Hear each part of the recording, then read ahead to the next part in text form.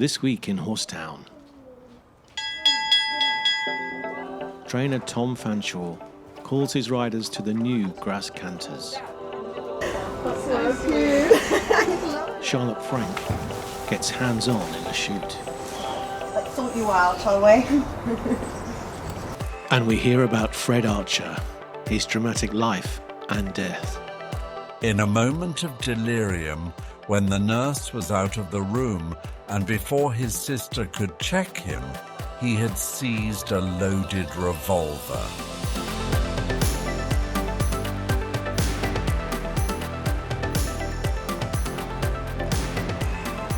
The James Fanshawe string, made up mostly of 2-year-olds, were on their way to the new grass strips on Warren Hill. Head lad Alex guides them up the town canter first to warm up. The grass canters open every year on February the 1st, in preparation for the new season. But the canters don't stay in one place and are moved sidewards as the new season approaches. I'm going to go and have a look at the grass. So they'll come down here. Right. And then they'll walk across here and then they'll swing in and they'll go up the grass here. So this is the used, and we've got a nice strip here.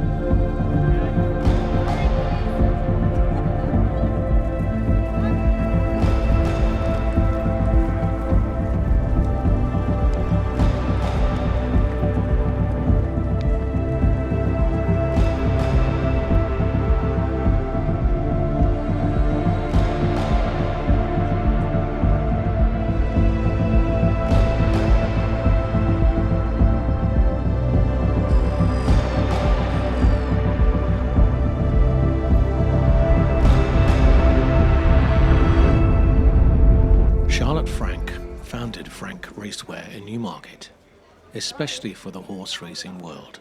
I'm Charlotte Frank and I'm the founder of Franke Racewear. I was an apprentice jockey in Germany, that is about 16 years ago now. I was apprentice jockey to Mario Hofer, who's based in Krefeld. I did my apprenticeship with him for 3 years and then left racing for about a year to have a little break. I went back into racing after the year break and became a travelling head girl for Mario, which I absolutely loved. So I travelled all around Europe for him, which was amazing. And then came to Newmarket about 9 years ago. I was always interested in clothing. I think I'm quite an observing person, so I always watched what everyone was wearing. Obviously, this new generation has changed a fair bit, the way we dress and present ourselves riding out. It's become a lot smarter. Years ago, you know, an old pair of jeans would do, and the old pair of boots, and you know, your normal jacket that you had hanging in the wardrobe on the way out. You'd grab something, and that'll do.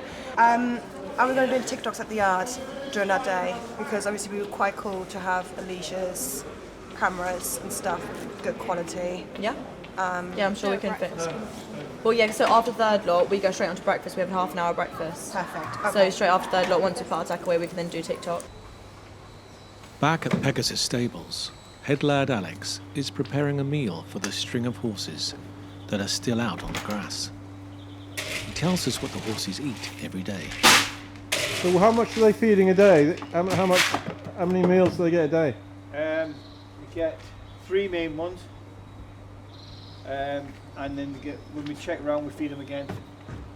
So they'll have a breakfast, they'll have one when they come in off exercise, and then they'll have the main meal at night time about 5:30. Right.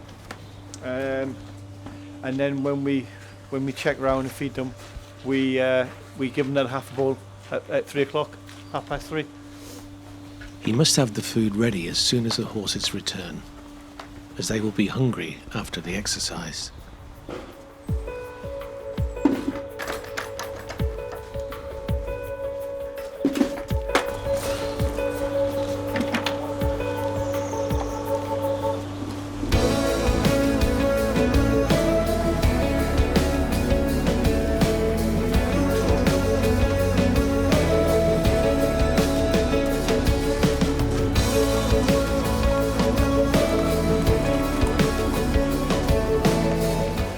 So which horses are the stars of this place?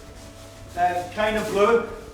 Kind of blue. Kind of blue. He won on Champions Day the Group 1 sprint. So he's our main flag bearer for the year, and there's one or two others coming through that will be nice this year as well. Well, a couple of promising 2-year-olds.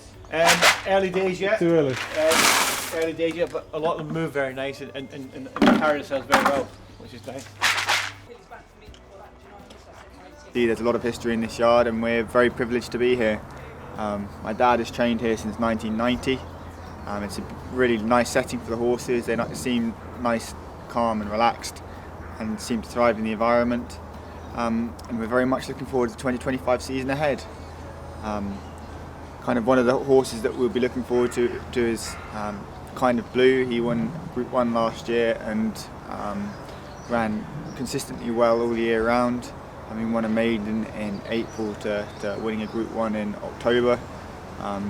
If he could improve again this year, he'd be a hugely exciting horse. Amongst others, we had 10 2-year-old winners last year. You're hoping one of them can break through to kind of group level or better.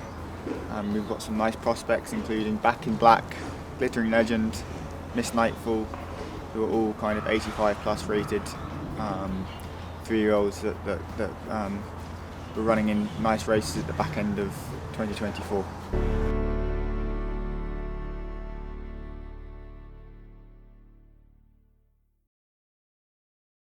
The National Horse Racing Museum is located in a Newmarket side street.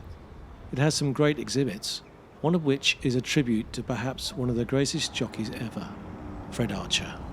Hello, I'm Stephen Wallace. I'm a Discover Newmarket guide, and today I'm here at the National Horse Racing Museum in the Heroes and Legends Gallery, and this morning we're going to talk about Fred Archer, probably the most famous early sporting superstar. During his career, Fred rode 2,748 winners, 21 classics, including 5 derbies. He was born in Cheltenham, a long way from Newmarket, the home of steeplechase racing, but it wasn't until he was 11 he moved to Newmarket to be apprenticed at Matt Dawson's Heath House Stables. He had his first ride at 12 and his first winner at 13, riding a winner at Chesterfield. His first famous success came as a 15-year-old when he won the Cesarewitch at Newmarket. Further success soon followed when he won the Derby as a 17-year-old in 1874. He won the champion jockey's title 13 times between 1873 and 1886 until his death at the tender age of 29. The one thing that is significant throughout Fred's life is weight issues. We've got to remember that Fred was 5'10". They didn't have the nutritional advice and the help that you get now as a jockey, and he was constantly battling against the scales, regularly riding at about 8 stone 8 and probably even lower than that. And you can only imagine how difficult that must have been. He was living on a sardine and a biscuit and a glass of champagne. And in 1885, he rode a record 246 winners in a season. Fred's last season, 1886, had been a very successful one for him, but he was still living with the tragic memory of his wife's death in 1884. His last major race was the Cambridgeshire of 1886, where he got down to a very low weight. He was then riding at Brighton and Lewes in Sussex and caught a bit of a cold, came back, and his last ride at Lewes was on the 4th of November 1886. He then returned to Newmarket and retired to his bed and shortly after that was diagnosed with typhoid fever. Tragically, on Monday the 8th of November, Fred took his own life with a revolver which is on display here at the museum. Fred was buried on the 12th of November and the funeral took place at All Saints Church, the venue of his marriage only 3 years earlier.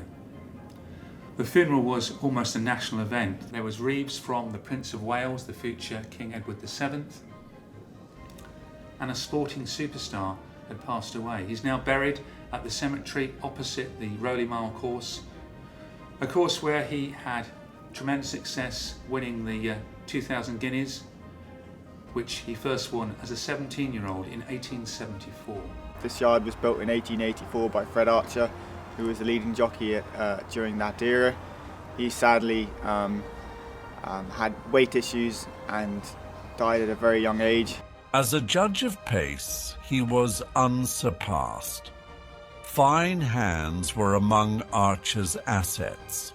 He possessed, too, the resolution and courage which are essential to ride down Epsom Hill and round Tattenham Corner. Right, and down slowly. And then when you move, put your right leg forward. We're on a photo and video that's it. shoot with Charlotte, Stop doing it. a model Ella, and photographer and videographer Alicia. Go straight again with your legs. Go. Can I have a look at that? Yeah. Done. Good or not good? I'll tell you. How big do I watch? How big was my legs looking at? Oh God. Shut up. Slowly. Slowly. That'll be good for TikTok. Well, my bum looks so flat in that. Hang on, wait, one more, I'm gonna do this. If my bum looks like no, do it better when I do that. No, this comes. Oh God, no. This is what he does. That's why I don't do it. Yeah, let him eat it. Yeah, I need it. Oh yeah. Is that nice? You can pull it up and down. Pulling it. Rib. Yeah. So we are up Warren Hill today, and we will be filming and taking some pictures of some of the riders. So we will be going out with Sean Woods, who's kindly allowed us to follow his string today in the yard and on the heath. And then we'll also just be on the heath and just watch our normal customers riding out in our gear today and just take some cool content for social media. So important day. The weather isn't the greatest today, so we'll have to work with what we got. We wanted to get the drone out, but I think looking at the weather now it's probably not going to happen, but we'll try to get some amazing content together today. Come on in.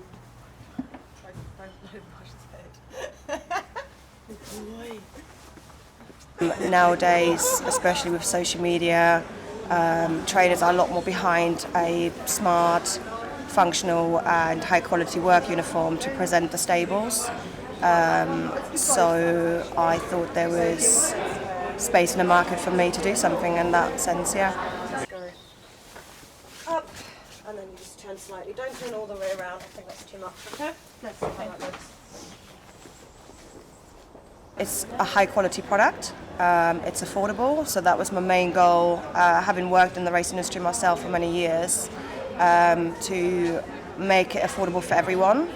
Of course I have to earn a living, so if I make it as cheap as I can for everyone, I wouldn't be able to do it, but I try to aim especially for the racing school kids, who start off at the bottom and start off in a racing yard, not earning what a freelance rider would after 15 years of experience in the racing industry. So covering that as well up to, trainers and jockeys and that sort of stuff. Sorry. The photo shoot has moved from Sean Wood's yard to Cadland Stables at the foot of Warren Hill. Unfortunately, the fog has gotten worse. I'll go pick up Frank. She's a naughty girl. She's a good girl. Feral. Come on, Bill. Good boy, you're so brave. Had 2 trots and then up at Barn Hill, the first one, you know. To Newmarket.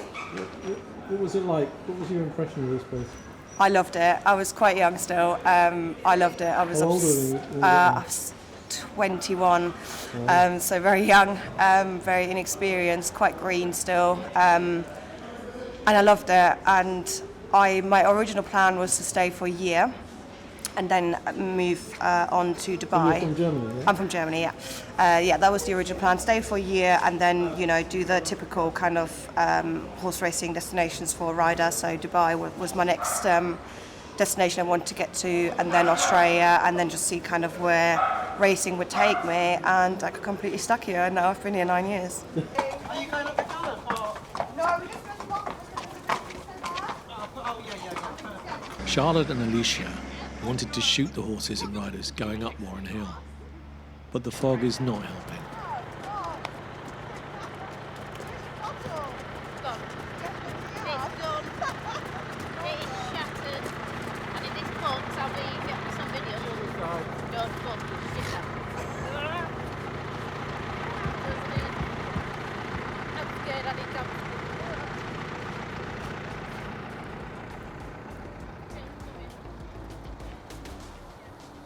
I feel really at home here. I've made a lot of friends, I've learned a lot, I've progressed as a rider, I've made a lot of mistakes, of course, you know, this is a learning process when you're that age.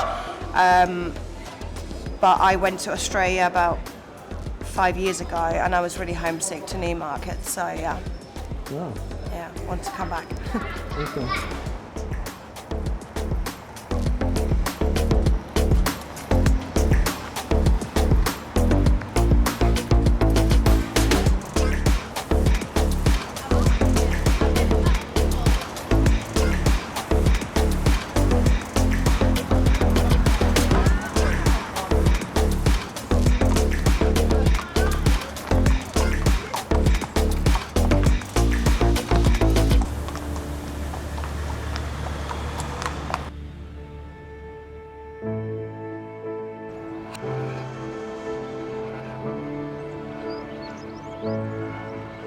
Next time on Horsetown, we go behind the gates of Stuart Williams Racing